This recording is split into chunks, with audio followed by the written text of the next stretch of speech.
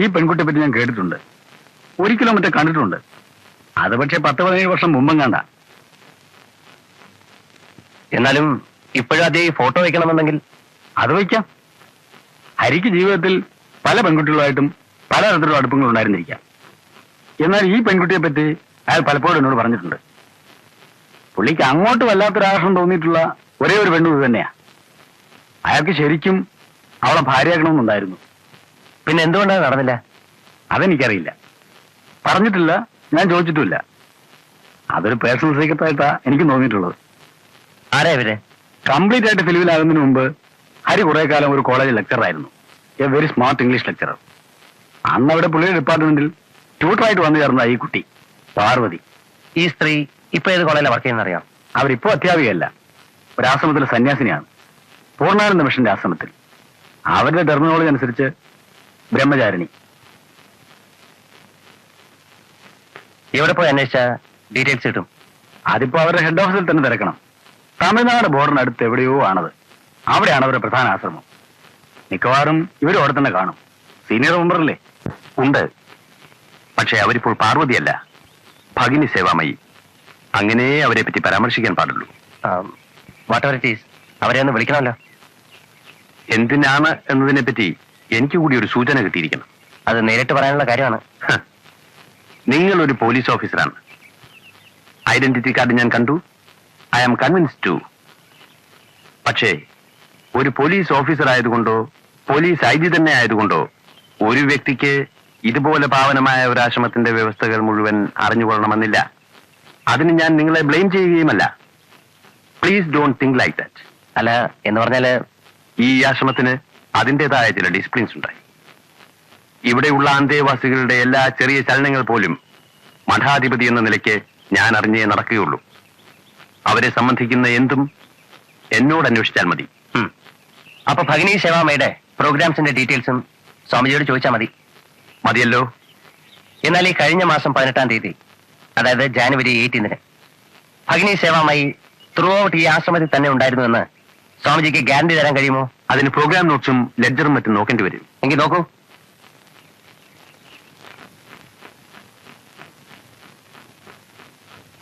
ഇക്കഴിഞ്ഞ ജാനുവരി 18-ാം തീയതി 18th, അന്ന് ഉച്ചയ്ക്ക് ശേഷം അവർ ആശ്രമത്തിൽ ഉണ്ടായിരുന്നില്ല. ഉച്ചയ്ക്ക് ശേഷം എന്ന് പറയുമ്പോൾ സന്ധ്യയ്ക്ക് മുമ്പായി അവരിവിടെ തിരിച്ചെത്തിയിട്ടുണ്ടോ? ഇല്ല, പിറ്റേന്ന് കാലത്താണ് ഇവിടെ തിരിച്ചെത്തിയത്. എവിടെയായിരുന്നു വന്നവർ? പ്ലീസ് പാർഡൻ മീ, അങ്ങനെയൊന്നും ചോദിക്കാൻ പാടില്ല. ഞാൻ തന്നെ നിർദ്ദേശിച്ച ഒരു മിഷന് വേണ്ടിയാണ് അവർ പോയിട്ടുള്ളത്. എന്ത് mission? I am sorry, I am not suppose to disclose all those to you. സ്വാമിജി, ഒരു മർഡർ കേസിന്റെ അന്വേഷണമായിട്ട് ബന്ധപ്പെട്ട ഇപ്പൊ ഞാനിവിടെ വന്നിരിക്കുന്നത്. കൊല ചെയ്യപ്പെട്ട ആളിന്റെ പഴയ ഡയറിയിൽ നിന്ന് ഇവിടുത്തെ ഭഗിനിയുടെ ഫോട്ടോ എനിക്ക് കിട്ടിയിട്ടുണ്ട്. കൊല നടന്ന രാത്രിയിൽ അവരിവിടെ ഉണ്ടായിരുന്നില്ല എന്ന് നിങ്ങൾ പറയുന്നു. ഞങ്ങളുടെ തന്നെ ട്രിവാൻഡ്രത്തിനപ്പുറത്ത് കൊട്ടിയത്തിനടുത്തുള്ള ഒരു ആശ്രമത്തിലേക്കാണ് അവരെ അന്ന് ഞാൻ അയച്ചത്. എന്തിന്? മാഘപൂർണിമ ആഘോഷങ്ങളുടെ ഒരു കോർഡിനേഷന് വേണ്ടിയിട്ട്. അവരവിടെ ചെന്നിട്ടുമുണ്ട്. അവിടുത്തെ മഠാധിപതിയുടെ മെസ്സേജും കൊണ്ടുവന്നിട്ടുണ്ട്. അത് ഞാൻ പിന്നെ ചെക്ക് ചെയ്തോളാം. തൽക്കാലം ആ സ്ത്രീയെ വിളിക്കൂ, എനിക്ക് അവരെ ക്വസ്റ്റ്യൻ ചെയ്യാനുണ്ട്. Please call the lady.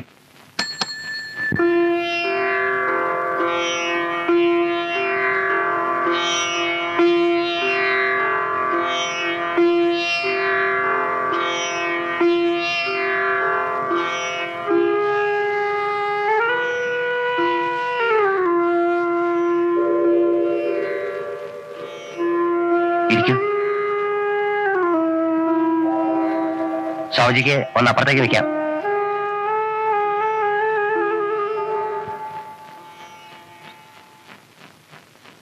ഞാനൊരു മർഡർ കേസുമായിട്ട് ബന്ധപ്പെട്ടിട്ടാണ് മിസ് പാർവതി അന്വേഷിച്ചു വന്നത്. എക്സ്ക്യൂസ് മീ, ദയവ് ചെയ്ത് ആ പേര് വിളിക്കാതിരുന്നാൽ കൊള്ളാം. ഭഗിനി എന്നോ സ്വാമിനി എന്നോ താങ്കൾക്ക് എന്നെ അഡ്രസ് ചെയ്യാം. രണ്ടും ബുദ്ധിമുട്ടായി തോന്നുന്നുണ്ടെങ്കിൽ സിസ്റ്റർ ഒന്ന് വിളിച്ചോളൂ. മറ്റത് ഇവിടുത്തെ നിയമം അനുവദിക്കുന്നില്ല. ഒരു മിസ്റ്റർ ഹരികൃഷ്ണൻ എന്ന് പറയുന്ന ഒരു famous writer and film maker, ഞാൻ അറിഞ്ഞു. അദ്ദേഹത്തിന്റെ സ്വകാര്യ മേശയിൽ ആയിരക്കണക്കിന് ഫോട്ടോഗ്രാഫുകളിൽ നിന്ന് വിട്ട് ഒരു പേഴ്സണൽ ഡയറിക്കുള്ളിൽ സിസ്റ്ററിന്റെ ഫോട്ടോ കണ്ടതുകൊണ്ടാണ് ഞാനിപ്പോ ഇവിടെ ഇരിക്കുന്നത്. നിങ്ങൾ തമ്മിൽ അറിയായിരുന്നു? കുറെ തെളിച്ചു പറഞ്ഞാൽ?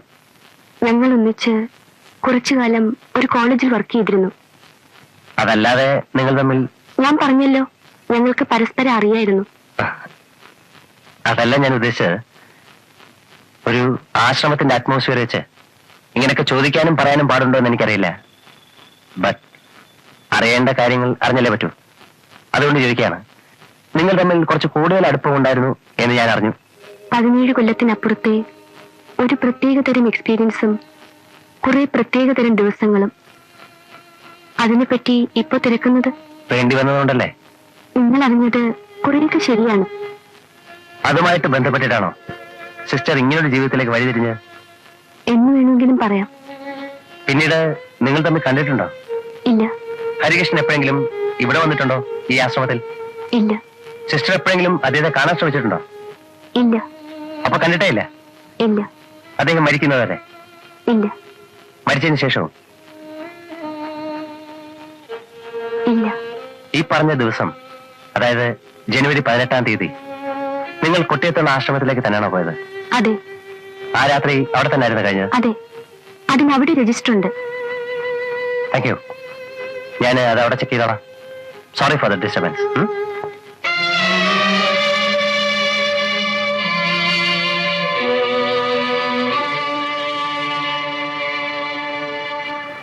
അതിനാ പയ്യൻ നീ വിചാരിക്കുന്നല്ല അത്ര നല്ലവനൊന്നും അല്ല. കാണാൻ കൊള്ളാവുന്ന സകല പെമ്പിള്ളാരുടെയും പുറകെ വായി നോക്കി നടക്കുന്നവനാണ്. അപ്പൊ ഞാൻ കാണാൻ കൊള്ളാന്നർത്ഥം. ഞാൻ പറഞ്ഞില്ലെന്ന് വേണ്ട.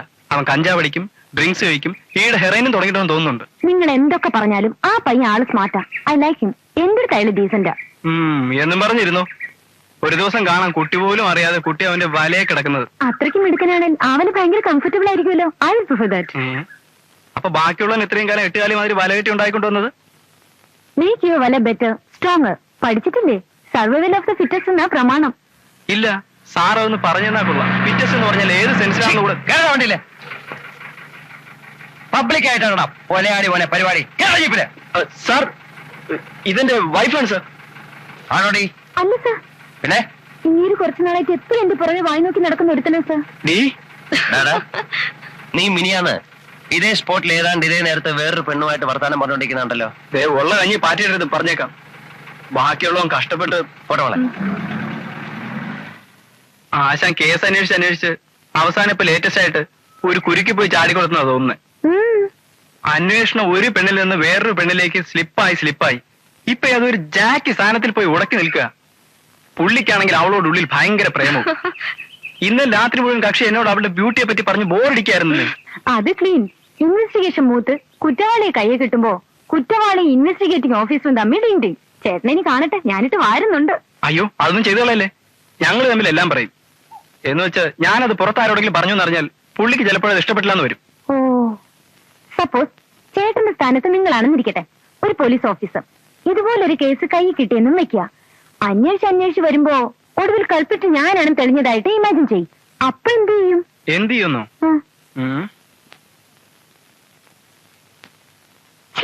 ഇനി എന്നോട് മിണ്ടണ്ട. 18-ാം തീയതി നിങ്ങൾ കൊട്ടിയത്തുള്ള ആശ്രമത്തിൽ ഉണ്ടായിരുന്നു എന്ന് പറഞ്ഞത് ശരിയാണ്. രാത്രി നിങ്ങൾ അവിടെ തന്നെയാണ് ഉറങ്ങിയിട്ടുള്ളതും. അതും അവിടുത്തെ രജിസ്റ്ററിലുണ്ട്. പക്ഷെ നിങ്ങൾ അവിടെ എത്തുന്നത് രാത്രി 9 മണി അടുപ്പിച്ചാണ്. 8:40 അറൈവൽ ടൈം.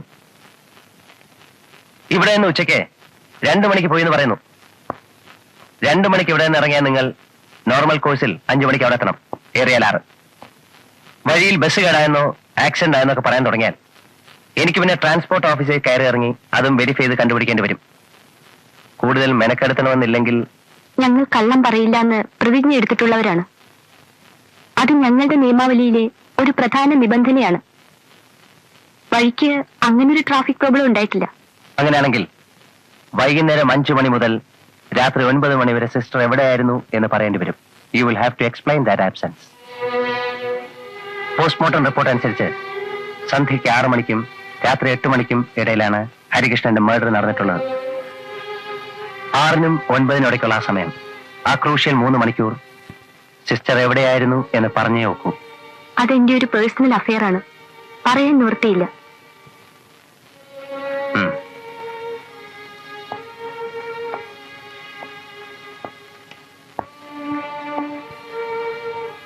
ഈ കത്ത് നിങ്ങൾ എഴുതിയതല്ലേ?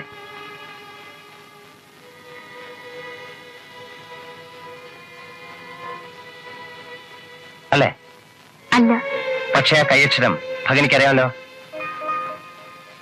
ഇതാരെഴുതിയതാണെന്ന് നിങ്ങൾക്കറിയില്ലേ? അറിയാം. ആരാണ്? അത് ഞാൻ പറയില്ല.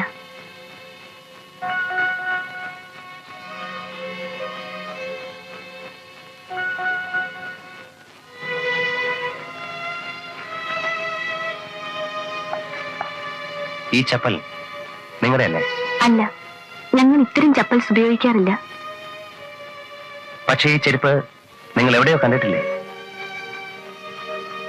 ഓർത്തു നോക്കൂ, ഇതുമാതിരി ചപ്പൽ ആരുടെ കാലിലാ കണ്ടിട്ടുള്ളത്? ഈ പറഞ്ഞ ദിവസം 6-നും 9-നും ഇടയ്ക്ക് നിങ്ങൾ യാദൃച്ഛികമായിട്ട് കണ്ടുകൂട്ടിയ ആരുടെയെങ്കിലും കാലിൽ ഈ ചപ്പൽ കണ്ടിരുന്നോ? കണ്ടിട്ടില്ലേ? കള്ളം പറയില്ല എന്ന് പ്രതിജ്ഞ എടുത്തിട്ടുള്ള ഒരു സന്യാസിയാണ് നിങ്ങൾ. ഈ ചപ്പൽ ആരുടെ കാലിലാണ് കണ്ടതെന്ന് നിങ്ങൾക്ക് ഓർമ്മയില്ലേ? ഉണ്ട്. എങ്കിലത് ആരുടെ കാലിലായിരുന്നു? ക്ഷമിക്കണം, ഞാനത് പറയില്ല. നിങ്ങളെപ്പോലെ ഒതുങ്ങിയ ജീവിതം നയിക്കുന്ന ഒരു ഇൻഡിവിജ്വലിനെ ഇതുമാതിരി ഒരു കേസിലേക്ക് വലിച്ചുകൊണ്ട് പോകണം എന്നെനിക്ക് തീരെ താല്പര്യമില്ല. സത്യത്തിൽ അങ്ങനെ സംഭവിക്കാതിരിക്കണേ എന്ന് പോലും എനിക്ക് പ്രാർത്ഥനയുണ്ട്.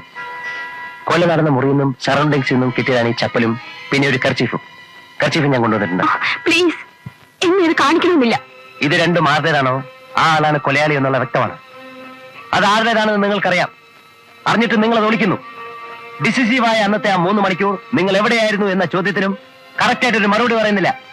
കേസ് അന്വേഷിക്കുന്ന ആൾ എന്ന നിലയിൽ എനിക്ക് ആ മറുപടി കിട്ടിയേ പറ്റൂ. അത് ഞാൻ സിസ്റ്ററിനെ കൊണ്ട് പറയിക്കും. നിങ്ങൾക്ക് എന്നെ കൊണ്ടത് പറയിക്കാൻ സാധ്യമല്ല. ഒന്നുകൂടെ ഒന്ന് ആലോചിച്ചിട്ട് അങ്ങനെ പറഞ്ഞാൽ മതി. കാരണം എന്റെ ചോദ്യങ്ങൾക്ക് മറുപടി പറഞ്ഞില്ലെങ്കിൽ ഈ കേസുമായി ബന്ധപ്പെട്ട് ആദ്യമായി ഞാൻ കസ്റ്റഡിയിൽ എടുക്കുന്ന വ്യക്തി നിങ്ങളായിരിക്കും. ഒരു ഫിലിം ഡയറക്ടറുടെ മർഡറുമായി ബന്ധപ്പെട്ട് ഒരു സന്യാസിനെ കസ്റ്റഡിയിൽ എടുക്കേണ്ടി വരിക എന്ന് പറയുന്നത് പത്രക്കാർക്ക് അതൊരു ഫീസ്റ്റ് ആയിരിക്കും. പക്ഷെ എന്തോ എനിക്കത് ഇഷ്ടമല്ല. കാരണം നിങ്ങളാണ് ഇത് ചെയ്തതെന്ന് ഞാനിപ്പോഴും വിശ്വസിക്കുന്നില്ല. നിങ്ങളെ കൊണ്ട് സാധിക്കില്ല. പക്ഷെ നിങ്ങൾക്ക് കൊലയാളെ അറിയാം. എനിക്ക് നല്ല ഉറപ്പുണ്ട്. സത്യത്തിൽ എനിക്കറിയില്ല. സിസ്റ്റർ പോലീസ് കസ്റ്റഡിയിലാവുമെന്ന് പറയുമ്പോൾ ഞാൻ പറഞ്ഞല്ലോ പത്രക്കാരെ പറ്റി. ആ സിസ്റ്റർക്കും ഈ ആശ്രമത്തിനും മൊത്തമായിട്ടും ഒക്കെ വല്ലാത്ത ചീത്തപ്പേരുണ്ടാക്കും. അതിനെക്കുറിച്ച് താങ്കൾ ബോധറിയണമെന്നില്ല. എങ്കിൽ ഈ മൊമെന്റ് മുതൽ സിസ്റ്റർ അറസ്റ്റിലാണ്. You are in our custody.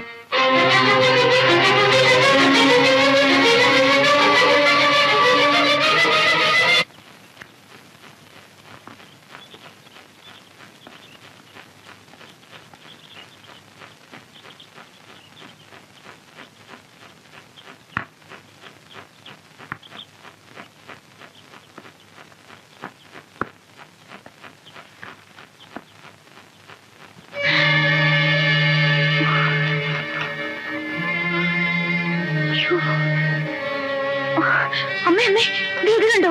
Sister anti arrest ചെയ്തിരിക്കുന്നു. ഇതെങ്ങനെ പാർവതി ഇതുമായിട്ട്? അമ്മ ഒന്ന് അനിലിന്റെ ചേട്ടനെ വിളിച്ച് ചോദിച്ചേ. പുള്ളിയാ അറസ്റ്റ് ചെയ്തിരിക്കുന്നത്. ആരോ ഇതിന്റെ പുറകില് അന്നസരികളെ കളിക്കുകയാണ്. ചിലപ്പോ ആ മിഷന് ബ്ലാക്ക് മാർക്ക് ഉണ്ടാക്കാൻ വേണ്ടി വേറെ ഏതോ റിലീജിയസ് ഗ്രൂപ്പ് നടത്തുന്ന മാനിപ്പുലേഷൻസ്. അമ്മ ഒന്ന് ഫോൺ ചെയ്ത് പറയും ആന്റി നമുക്ക് അറിയാമെന്ന്. അത് പറഞ്ഞാൽ പിന്നെ നമ്മൾ ഇതിന്റെ പിന്നാലെ തൂങ്ങേണ്ടി വരും. പോലീസുകാരാണെങ്കിൽ ആകെ ഹെൽപ്ലെസ് ആയിട്ട് നാണം കെട്ട് നിൽക്കുക ഈ കേസിന്റെ പേരിൽ. നമ്മൾ എന്തിനു ആവശ്യമില്ലാതെ. ആന്റി ആശ്രമംകാര് ഇതിനോടകം തന്നെ ജാമ്യത്തിൽ ഇറക്കി കാണും. അത് ഞാൻ അന്വേഷിച്ചോളാം. അമ്മേ പ്ലീസ്, അനിലിന്റെ ചേട്ടനെ ഒന്ന് ഫോൺ ചെയ്ത് ചോദിക്കൂ. എനിക്ക് രാവിലെ ഇവിടെ സ്പെഷ്യൽ ക്ലാസ്സിന് കുട്ടികൾ വന്നിരിക്കുക. അന്നേരത്താ. സരസ്വതമ്മേ, ഞാൻ ഇറങ്ങുന്നു. നീ വല്ലതും കഴിച്ച് കോളേജിൽ പോകാൻ നോക്കൂ.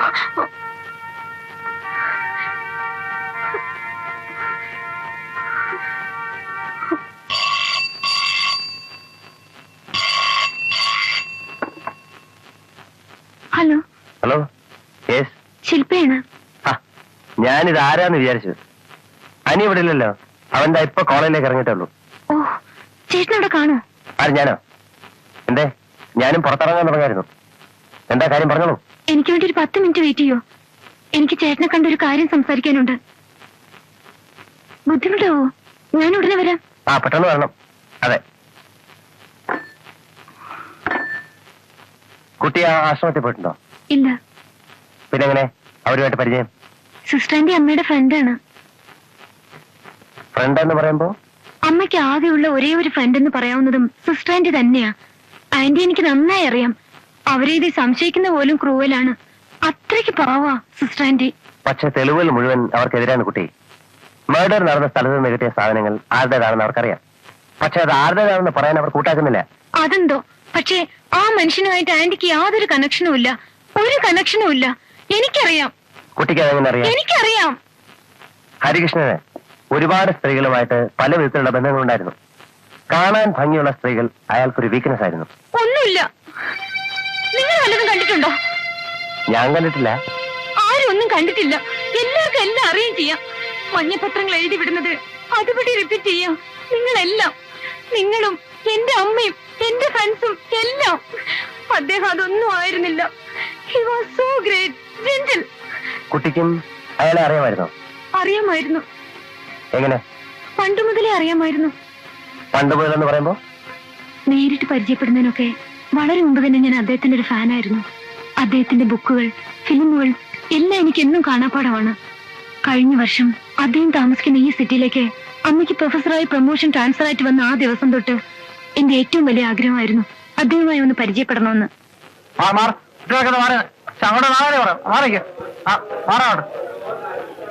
എന്താ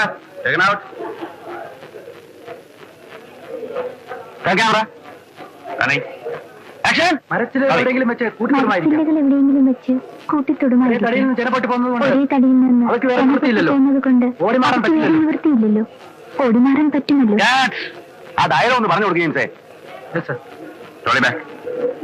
പറയുന്നതിന് അർത്ഥം എന്താണെന്ന് പറഞ്ഞിട്ട് പറ. മരച്ചിലെങ്ങനെ ഓടി മാറുമോ? സോറി സർ, ഓടിമാറാൻ പറ്റില്ലല്ലോ. ഓടിമാറാൻ പറ്റില്ലല്ലോ. ഓടിമാറാൻ പറ്റില്ലല്ലോ. പറ്റില്ലല്ലോ. പറ്റില്ലല്ലോ. നമ്പർ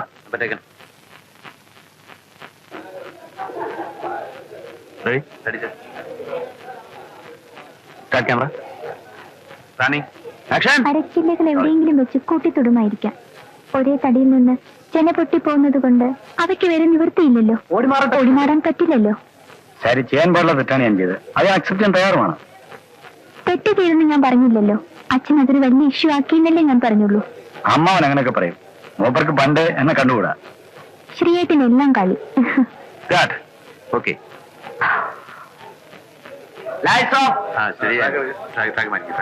ശരി തെറ്റില്ലേ?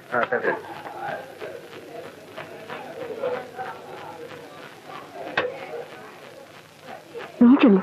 എന്തെല്ലോ എനിക്ക് വയ്യ.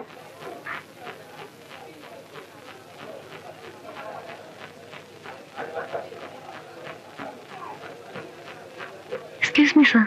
Autograph, please.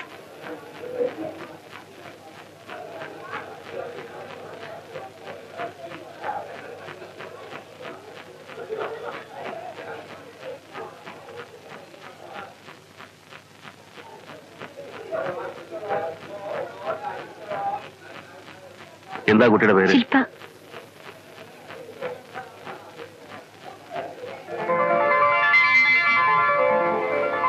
Thank you sir. ഇനി എന്താ വേണ്ടത്? സാറിനെ വർക്ക് ചെയ്യുന്നിടത്ത് വന്ന് ഡിസ്റ്റർബ് ചെയ്യാന്ന് വിചാരിക്കരുത്. ഇഫ് യു ഡോണ്ട് മൈൻഡ്, ഞങ്ങളുടെ കോളേജിലൊരു ഫംഗ്ഷന്. എനിക്ക് എപ്പോഴേ തോന്നി നിന്ന് പരിങ്ങുന്ന കണ്ടപ്പോ. സോറി, താരങ്ങൾ ആരെങ്കിലും വിട്ടുതരാം. എപ്പോഴാ എന്താന്നൊക്കെയുള്ള വിവരം എന്റെ അച്ഛനോട് പറഞ്ഞാൽ ആരെ വിട്ടുതരാൻ പറ്റുമെന്ന് അയാൾ പറയും. അവരെ ആരും ഞങ്ങൾക്ക് വേണ്ട. സാറ് തന്നെ വരണം. സത്യത്തെ അതിന് ഇൻവൈറ്റ് ചെയ്യാനും കൂടിയാ ഞങ്ങൾ വന്നത്. ഞാൻ ആർട്സ് ക്ലബ് സെക്രട്ടറി. ഓഹോ. പ്ലീസ് സർ, കോളേജിലെ എല്ലാ കുട്ടികളുടെയും കോമൺ ഡിമാൻഡാ സാറിനെ തന്നെ കൊണ്ടുവരണമെന്ന്. പ്രസംഗിക്കാനൊന്നും വയ്യ കുട്ടി, നേരമില്ല. കണ്ടില്ലേ ഇവിടുത്തെ അംഗം? പ്രസംഗിക്കണ്ട, പിന്നെ വെറുതെ ഒന്ന് ആളെ കാണിച്ചിട്ട് പോരാനോ? മതി. പ്രൈസ് ഡിസ്ട്രിബ്യൂഷൻ മാത്രം നടത്തിയിട്ട് തിരിച്ചു പോരാം. That we will arrange. എന്നാ ഇത്? 14th. ഓ, ഷൂട്ടിംഗ് ആണല്ലോ. ഇത് മൊത്തം ഒരു 15 മിനിറ്റ്സിന്റെ കാര്യമേ ഉള്ളൂ. അപ്പൊ തന്നെ വിട്ടേക്കാം. നിങ്ങൾ ഇപ്പൊ എങ്ങനെയൊക്കെ പറയും? ഗോഡ് പ്രോമിസ്, 15 മിനിറ്റ് കൂടുതൽ എടുക്കില്ല. ഞങ്ങൾക്കും അറിയില്ല സാറിന്റെ ടൈമിന്റെ വാല്യൂ. ഉടനെ വിട്ടേക്കണം. വിടാ sir. The next item in the program of this evening is distribution of prizes. I request our honorable guest, Mr. Harikrishnan, the renowned writer and film director, to give away the prizes. Sports items, 100 meters dash. First prize, Mohanayan. Second prize, Gracie. Third prize, Nancy. Malayalam poetry. First prize, Arundhati N, second year literature. Second prize, Shilpa S, second year pre-degree.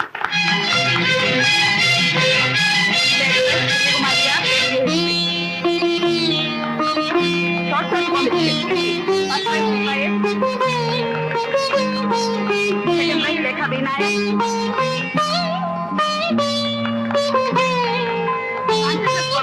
First prize, Shilpa S. എന്തായിരുന്നു താനൊക്കെ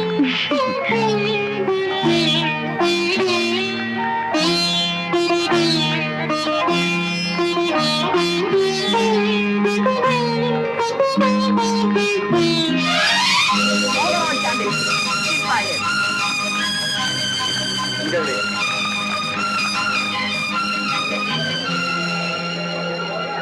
thank you very much sir. ഉള്ള price മുഴുവൻ മാറിക്കാണല്ലോ മിടുക്കി. Sir ഒരു minute നിൽക്കണം, ഞാൻ quarrying കൊണ്ടുവരാം. അപ്പൊ ഞാൻ വരട്ടെ സാർ. ശില്പയുടെ വീടോടെ? നാടിവിടെ ഇല്ല, വടക്കാ. ഈ സിറ്റി പക്ഷെ ഞങ്ങൾക്ക് വീടുണ്ട്. അച്ഛൻ എന്ത് ചെയ്യുന്നു? അച്ഛനില്ല. He's no more. മരിച്ചിട്ട് 8-10 കൊല്ലമായി. അപ്പൊ പിന്നെ അമ്മ വർക്ക് ചെയ്യുന്നുണ്ടോ? ഉണ്ട്. She's a professor. ഇവിടെയാണോ? അല്ല, ഗവൺമെന്റ് കോളേജിൽ. ഇപ്പൊ ഇവിടെ വന്നിട്ടുണ്ടോ? ഇല്ല, അമ്മയ്ക്ക് ഞാൻ ഇതിലൊന്നും പാർട്ടിസിപ്പേറ്റ് ചെയ്യുന്നതേ ഇഷ്ടമല്ല. അപ്പൊ ഈ ട്രോഫിയും പ്രൈസസും ഒക്കെ എന്ത് ചെയ്യും? ശില്പയുടെ അടുത്ത് പോകാന്ന് പറഞ്ഞ് ബഹളം വയ്ക്കില്ലേ? അമ്മ എന്തോ പറഞ്ഞോട്ടെ. എല്ലാവർക്കും ദൈവം ഇങ്ങനെ ഒരുപാട് കഴിവുകൾ വാരിക്കോരി കൊടുക്കാറില്ല. കുട്ടിക്ക് അത് തന്നിട്ടുണ്ട്. കിട്ടിയ സ്ഥിതിക്ക് അത് നല്ല രീതിയിൽ ഡെവലപ്പ് ചെയ്ത് കൊണ്ടുവരാൻ സാധിക്കണം. ശ്രമിക്കുന്നുണ്ട്. I am trying my level best. You must. ശില്പയുടെ വീട്ടിൽ പോയി നോക്കണ ഒരു ഷെൽഫ് നിറയെ ട്രോഫികളാ. ഒരു വിധത്തിൽ കാർ ഇങ്ങോട്ട് കൊണ്ടുവന്നിട്ടുണ്ട്. ഇനി അവിടെ തിരക്കൂടുന്നതിന് മുമ്പ് വല്ലപ്പോഴും ഒന്ന് ഫോൺ ചെയ്യുന്നോണ്ട് സാറിന് ബുദ്ധിമുട്ടാവോ? എനിക്ക് ഇങ്ങനെ ഒരു എൻകറേജ്മെന്റ് ഇതുവരെ കിട്ടിയിട്ടില്ല. അത് തരാനും വേറെ ആരുമില്ല. അതിനെന്താ വിളിച്ചോളൂ. Thank you sir. വിളിക്കാൻ എന്റെ ഫോൺ നമ്പർ കയ്യിലുണ്ടോ? 2 നമ്പറും ഉണ്ട്. അടുത്ത മാസം 21 വരെ ഷൂട്ടിംഗ് ഉണ്ടാവും. വിളിക്കുന്നതിന് അതിന് ശേഷം വിളിച്ചാൽ മതി. ഫാൻസി ഡ്രസ്, എലക്യൂഷൻ, പിന്നെ മിമിക്രി, ഷോർട്ട് സ്റ്റോറി, ടെന്നീസ്. ഓ, എത്രയാ ഇത്? കുറെ ഉണ്ട്. Overall championship. ആരായിരുന്നു പ്രൈസ് ഡിസ്ട്രിബ്യൂഷൻ? ഹരികൃഷ്ണൻ. ആ സിനിമാക്കാരനോ? ആ, ദി ഫേമസ്. വിമൻസ് കോളേജിലേക്ക് വിളിക്കാൻ പറ്റിയ ഒരാള്. എന്താ അതി കുഴപ്പം? കുട്ടികളുടെ യുനാനിമസ് ഡിസിഷൻ ആയിരുന്നു പുള്ളിയെ തന്നെ കൊണ്ടുവരണമെന്ന്. ഞാനും ലല്ലിയും കിടന്ന് എന്ത് പാടുപെട്ടെന്നോ പുള്ളി ഒരു അരമണിക്കൂറൊന്ന് കിട്ടാൻ. അപ്പോ അങ്ങേരെ മാത്രം പറഞ്ഞിട്ട് കാര്യമില്ല, നിങ്ങളെയാ പറയേണ്ടത്. കേട്ടിട്ടുണ്ട് അയാളെ പറ്റി. അമ്മ ഇതെന്താ ആരെങ്കിലും എന്തെങ്കിലുമൊക്കെ പറയുന്നത് കേട്ട് ഒരാളെ പറ്റി വെറുതെ കയറി ഒരു ജഡ്ജ്മെന്റ് പാസ്സാക്കുന്നത്? അദ്ദേഹം എന്ത് ഡീസന്റ് ആയിട്ടാണെന്ന് അവിടെ ബിഹേവ് ചെയ്ത് പിള്ളേർക്കൊക്കെ ഭയങ്കര ഇഷ്ടമായി. He was great, handsome, elegant.